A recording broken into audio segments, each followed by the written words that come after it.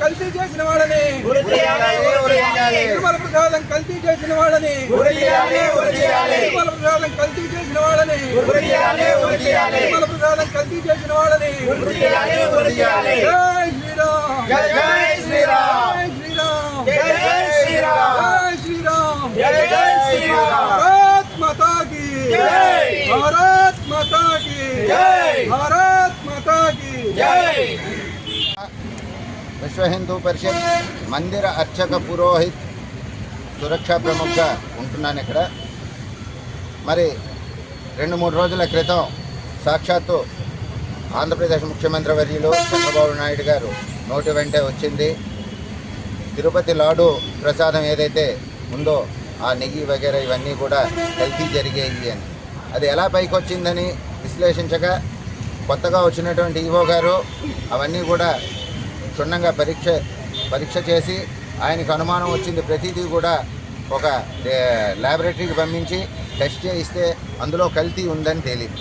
మరి గత ప్రభుత్వంలో ఉండేటువంటి తిరుపతికి ఎవరైతే పనిచేశారో అధ్యక్షులుగానో ట్రస్ట్ బోర్డు అధ్యక్షులుగానో మరి ఈవోగా పనిచేశారో వాళ్ళు ఏం చేస్తున్నారో వాళ్ళకి చేత కాదా, వాళ్ళు ఎంత వరకు హిందువులను అన్యాయం చేద్దామని అనుకొని దేవుడి సొమ్ము తిందామని అనుకొని ఇటువంటి పని చేశారు అనేది విశ్వ హిందూ పరిషత్ డిమాండ్ చేస్తోంది. వాళ్ళని వెంటనే పట్టుకొని వాళ్ళ చేసినటువంటి తప్పుల్ని రుజువులు తీసి సాక్ష్యాధారాలతో వాళ్ళని ఉరికంబాన్ని ఎక్కించాలని యావత్ హిందూ సమాజం కూడా కోరుతుంది. దెబ్బతీశారంటూ కొన్ని ఆరోపణలు వస్తున్నాయి, ఏంటి అసలు చెప్పండి మేడం. నమస్తే అండి, నా పేరు మాధవీలత. నేను Bharatiya Janata party state executive member of SSL. ఈరోజు తిరుపతి దేవస్థానం సంబంధించిన లడ్డు వ్యవస్థ గురించి మాట్లాడినట్లయితే గుమ్మడికాయలు దొంగ ఎవరంటే భుజాలు తడుపుకున్నట్టుగా జగన్మోహన్ రెడ్డి గారికి లడ్డు కల్తీ జరిగింది అనేసి అంటే ఆయన బీజేపీ మీద బురద జల్లటం స్టార్ట్ చేశారు. ఆయన ఒక సీఎంగా ఉన్నప్పుడు జరిగినటువంటి తప్పిదనాలు ఏవైతే ఈరోజు మనకు బయటపడుతున్నాయో ఆ వాటి గురించి ఆయన ఎక్స్ప్లెనేషన్ ఇవ్వకుండాను ఇంకొక రకంగా మాట్లాడడం అది కరెక్ట్ కాదు. డెఫినెట్గా అది మనం ఫైండ్ అవుట్ చేస్తాము. ఎవరు దొంగ అనేది మనం తీసిన తర్వాత ఈ శిక్ష ఎక్కడ పడాలా అన్నది అక్కడ పడుతుంది. కాకపోతే ఏంటంటే ఇది అంతర్జాతీయ లెవెల్లో ఉన్నటువంటి అంతర్జాతీయ లెవెల్లో కూడా భక్తులు ఉన్నటువంటి దేవస్థానం తాలూకా ప్రసాదాన్ని ఆన్లైన్లో కూడా తెప్పించుకొని ఈరోజు చాలామంది పవిత్రంగా భావించేటువంటి ప్రసాదంలో ఫ్యాట్ అవ్వచ్చు, పామ్ ఆయిల్ అవ్వచ్చు, ఏదైనా వాళ్ళ రీజన్స్ చెప్పొచ్చు. ఎందుకు కల్తీ జరుగుతుంది, ఇంత స్వామివారికి ఇంత డొనేషన్స్ వస్తున్నది, ఇంత అమౌంట్ వస్తుంది, ప్యూరిటీ ఎందుకు ఇవ్వలేకపోతున్నారు? ముందు తక్కువ డొనేషన్స్ వచ్చినప్పుడే అంత ప్యూరిటీగా అంత పవిత్రంగా ఉన్నటువంటి లడ్డూని ఈరోజు అపవిత్రం చేయడానికి కారణం ఏంటి అంటే గత ప్రభుత్వంలో క్రిస్టియన్ సంబంధించినటువంటి ఎంప్లాయీస్ని అపాయింట్ చేసుకున్నారు. వాళ్ళు కరప్షన్కి అలవాటు పడిపోయారు.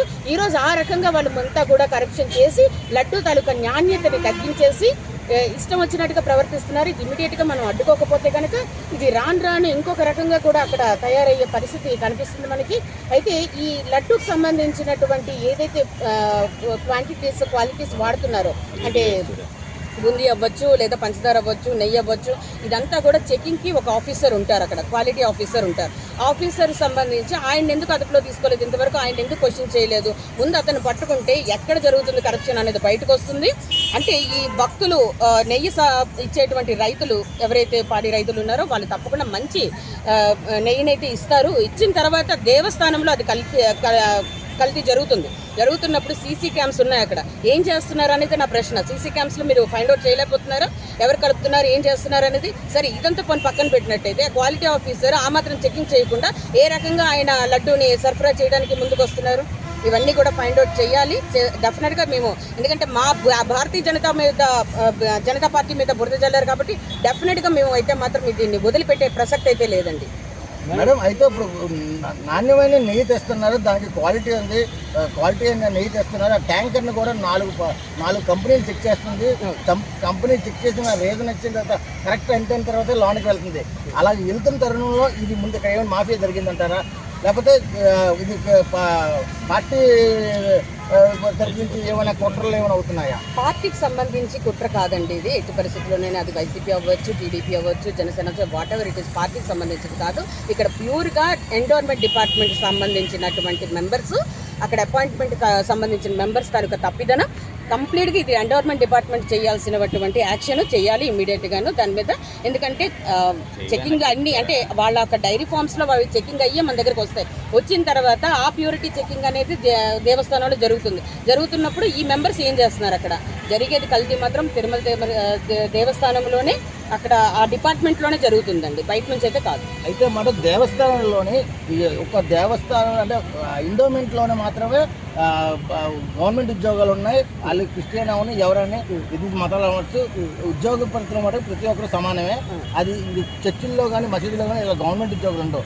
దీన్ని హిందూ మనోభావాలు దెబ్బతీయడానికి ఇది మతపూర్వంగా చేయడానికి ఏమైనా జరుగుతుందో అంటే అదే చెప్పాను కదండి, గత ప్రభుత్వంలోని వాళ్ళు క్రిస్టియన్స్ కూడా అపాయింట్మెంట్ ఇవ్వటం మూలాన వాళ్ళు కరప్షన్కి అలవాటు పడిపోయి ఏదో ఒక రకంగా ఈ కరప్షన్ చేస్తున్నారు, లడ్డూ విషయంలో చాలా తప్పిదనం చేస్తున్నారు. కాబట్టి వాళ్ళు అక్కడ జాప్యం జరుగుతుంది. అంతే తప్పించి వాళ్ళు మతపరంగా అయితే అంటే డెఫినెట్గా హిందూ మనోభావాన్ని దెబ్బతీసే విధంగా అయితే మాత్రం ప్రవర్తించడం జరుగుతుందండి. ఎంతైనా సరే ఎంప్లాయీస్కి కొంచెమైనా సరే ఆ ఫీలింగ్ ఉంటుంది కదండి, అంటే క్రిస్టియానిటీ ఫీలింగ్ చూపిస్తున్నారండి. అది క్లియర్గా మనకి చూపిస్తున్నారు, అక్కడ కనిపిస్తుంది. అయితే ఎండోమెంట్లోని ప్రతి ఎండోమెంట్లో జరుగుతున్న ఘటన అయితే ఈ కరప్షన్ అనేది అవుతుంది. ఇప్పుడు తిరుపతిలో ఈ మధ్య కాలంలో జరిగిందా, గతం నుంచి జరుగుతుందా, లేదు ఇప్పుడే ఈ ప్రభుత్వాలు కళ్ళు తెచ్చుకున్నాయా చెప్పండి.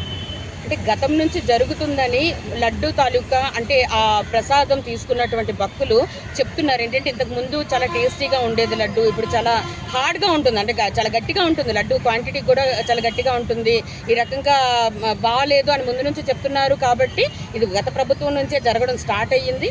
ఇప్పుడు ప్రభుత్వం ఏంటంటే ఈ సందర్భంలో వాళ్ళు మొన్న కంప్లైంట్ రావడం వల్ల క్వశ్చన్ చేసినప్పుడు జగన్మోహన్ రెడ్డి గారు భారతీయ జనతా పార్టీ మీద, టీడీపీ మీద ఈ రకంగా ఆరోపణలు మొదలు పెట్టారు. కాబట్టి ఇది కొంచెం గట్టిగా మనం పొందుకోవాల్సిన పరిస్థితి వచ్చింది. ఇప్పుడు రాహుల్ గాంధీ గారు విదేశాల్లో చేస్తున్నటువంటి దీన్ని కామెంట్ రాహుల్ గాంధీ గారు